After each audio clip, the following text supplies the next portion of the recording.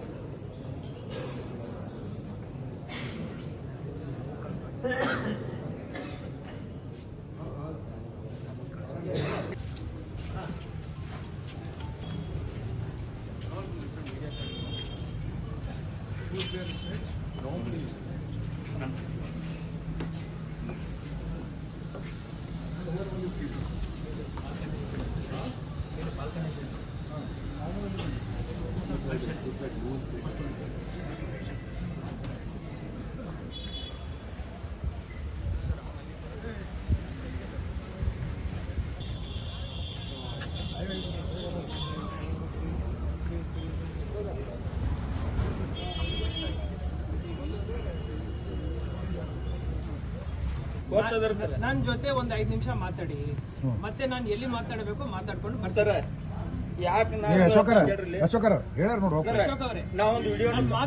Video ತೋರಿಸ್ತೇನ್ರಿ. ಯಾಕೆ ನಾನು ಒಳಗಡೆ ಕರೀರಿ, ನನ್ನನ್ನು ಕರೆದಿಲ್ಲ ಅಂದ್ರೆ ಹೆಂಗ್ ಮಾತಾಡ್ತೀನಿ ಸರ್? ಮಿನಿಸ್ಟರ್ ನೋಡ್ರಿ, ನಾನು ಮಿನಿಸ್ಟರ್ ಅವರಿಗೆ ನಾನು ಬ್ರೀಫ್ ಮಾಡಬೇಕು.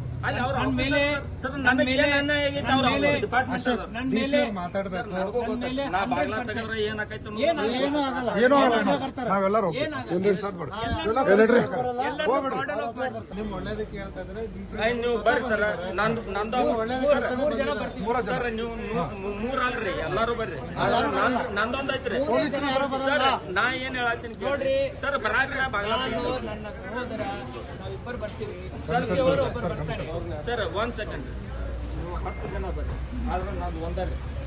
ನಾ ಈಗ ಹಿಂಗೆ ಕೂತಾನ್ರಿ, ಇನ್ನ ಈಗ ತಿನ್ನೂರಿ ಏನು ನಾ ಪೆಟ್ರೋಲ್ ಕೊಡ್ಕೋತಂದ್ರೆ ಕೈಯಲ್ಲಿ ಲೈಟ್ ಕೊಡ್ತಾನೋ ಐಂತ ಬರ್ರಿ.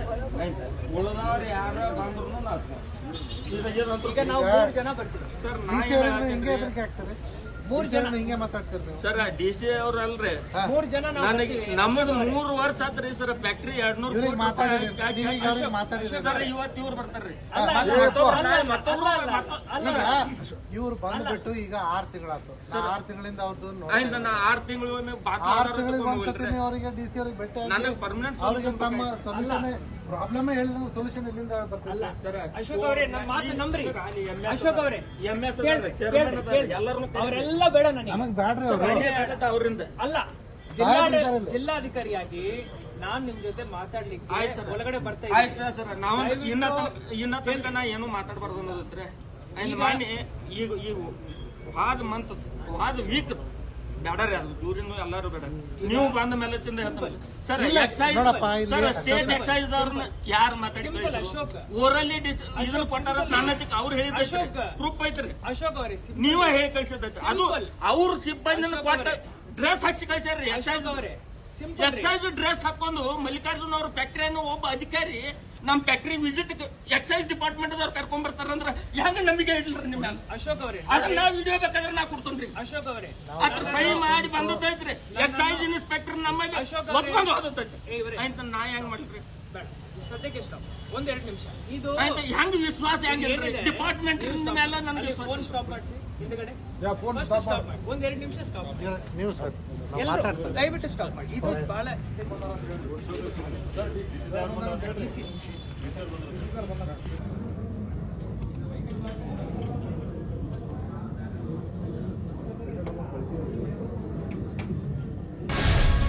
ಗ್ಯಾರಂಟಿ ನ್ಯೂಸ್, ಸುದ್ದಿ ಖಚಿತ, ನ್ಯಾಯ ನಿಶ್ಚಿತ.